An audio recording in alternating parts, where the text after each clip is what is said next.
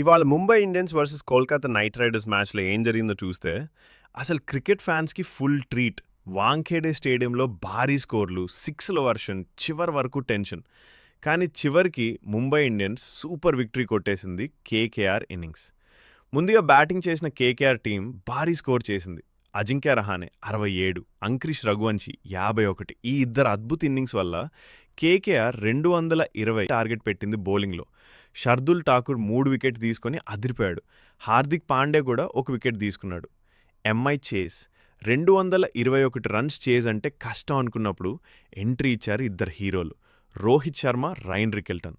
ఇద్దరూ కలిసి పవర్ ప్లేలోనే గేమ్ మలుపు తిప్పేశారు. రోహిత్ శర్మ 23 బాల్స్లో ఫాస్టెస్ట్ ఐపీఎల్ 50, రికెల్టన్ 25 బాల్స్లో హాఫ్ సెంచరీ.